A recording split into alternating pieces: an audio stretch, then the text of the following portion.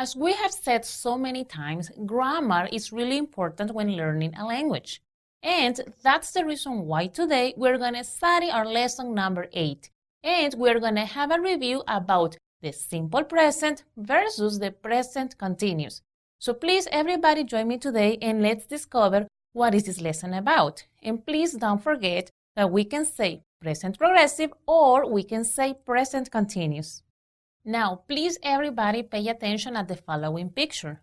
In one of the sentences we say, I surf. And in the other hand, we say, I'm surfing. So please now we're going to discover what is the difference in saying both sentences. What's the difference between the present simple and the present continuous and how to use them? First, we say that we use the present simple tense when we want to talk about fixed habits or routines, things that don't change. We use the present continuous to talk about actions which are happening at the moment but will soon finish. Now, please compare these two statements. In the present simple, we say, I play tennis. And in the present continuous or present progressive, we say, I am playing tennis. If we say in the present simple, I play tennis, it's telling us that playing tennis is something the speaker always does. It is part of a routine or habit. We can call this a permanent situation. In the case of the present continuous or progressive, I am playing tennis, it's telling us that the speaker is playing tennis right now. Soon the game will be over, and we call these temporary actions. Now please look at this following table, and it's telling us how to work with the infinitive form and how to work with the present progressive. In the case of the simple present, remember that we have to use the third person singular, which is the infinitive plus the letter S. So in examples we say, I speak, you speak, he, she, it speaks, adding the letter S, we speak, and they speak.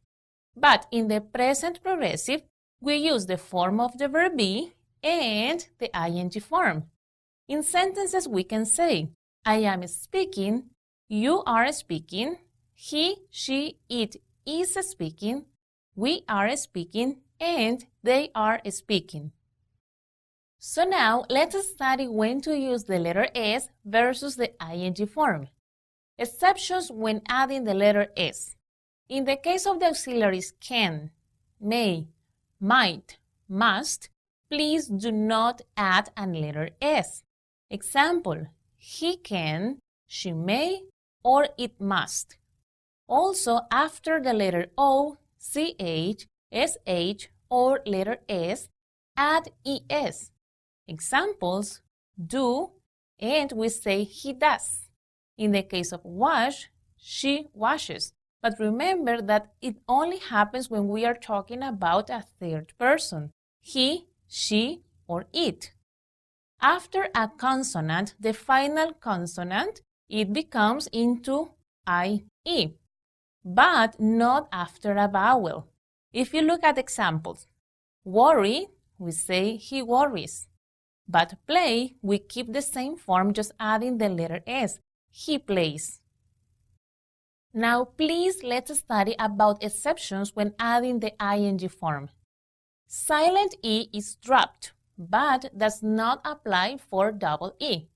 As an example, if we have the verb come, we only say coming. We drop the letter E and we keep the ing form.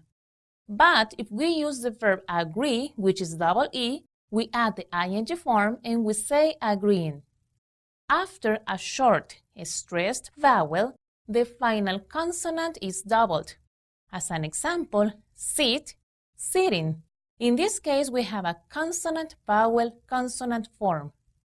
After a vowel, the final consonant L is doubled in British English, but not in American English.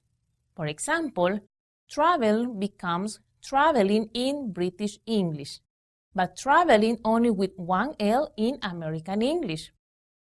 Final IE becomes Y. As an example, lie, becomes into lying. We drop the letter IE and we add the letter Y and ing form. What happens with certain verbs?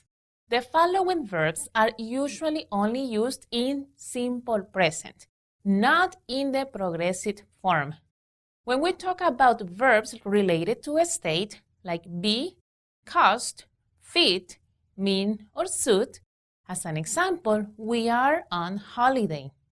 What happens with verbs which are used with possession, like belong or have? Example, Sam has a cat. In the case of senses, like feel, hear, see, smell, taste, and touch, we use as an example, he feels the cold. When we talk about feelings verbs, like hate, hope, like, love, prefer, regret, want, or wish, as an example, we say Jane loves pizza.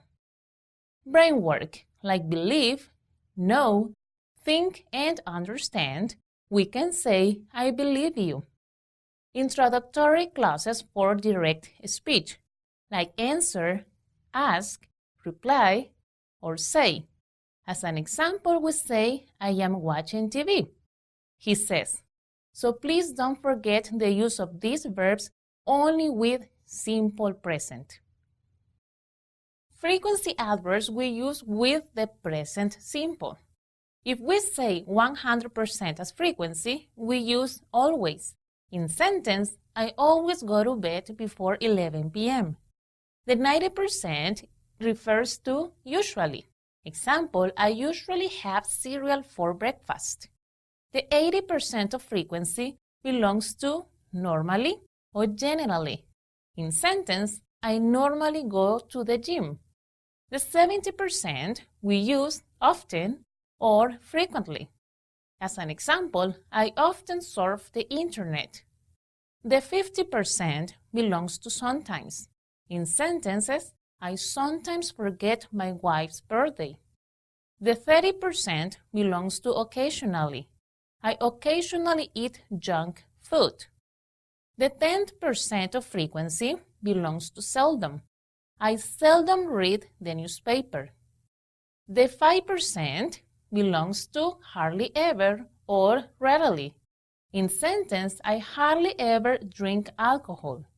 And finally, the 0% of frequency, we use never. In a sentence, I never swim in the sea. Time expressions we use with the present continuous. With the present continuous, we use these time expressions. Notice that the time expressions can only come at the start or at the end of the sentence. Number 1, at the moment. Example, I am watching TV at the moment. These days.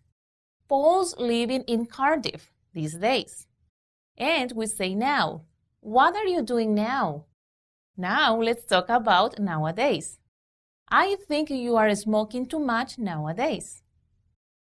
Now let's study about affirmative sentences in simple present and present progressive. In the case of simple present, we can say, I played football and you play football. But please don't forget that when we are talking about a third person, he, she, or it, we must add the letter S to the verb. In the example, it says, he plays football. What happens with the present progressive? We only add the ing form. So we say, I am playing football, you are playing football, or he is playing football. Don't forget to make use of the verb to be. Now, how to make negative sentences in the simple present and present progressive? We are going to add the auxiliary do or does for the simple present, plus not. In sentences, we say, I do not watch horror movies, or you do not watch horror movies. But when we talk about he, she, or it, please, we have to use does plus not in the simple present. As an example, he does not watch horror movies. What happens with the present progressive? we only add not to the verb to be. And we say, I am not watching horror movies. You are not watching horror movies, or he is not watching horror movies. What happens when we are talking or we want to formulate questions? In the simple present, we add the auxiliary do or does. Examples: do I eat pizza? Do you eat pizza? But when we are talking about he, she, or it, we are going to use does. So in example, we say, does he eat pizza? What happens with the present progressive?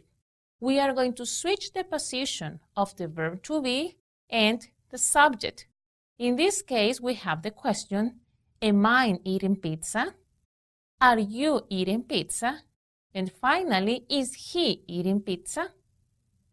Now, as conclusion, please look at the following table and let's notice some important points in how to use the simple present or the present progressive or present continuous as we call it. In simple present, we use it for repeated actions, fixed arrangement, scheduled events, as an example, a timetable. For sequence of actions in the present, first, then, or after that. For instructions, things in general, after special verbs. When to use the present progressive or present continuous. Actions happening at the moment of speaking or around the moment of speaking. Fixed plan in the near future. Temporary action strengths. Repeated actions which are irritating to the speaker with always, constantly, or forever.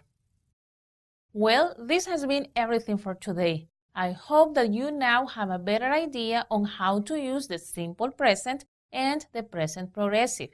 So please join me the next week to study about ordinal and cardinal numbers. So guys, for all your attention, one more time, thank you very much.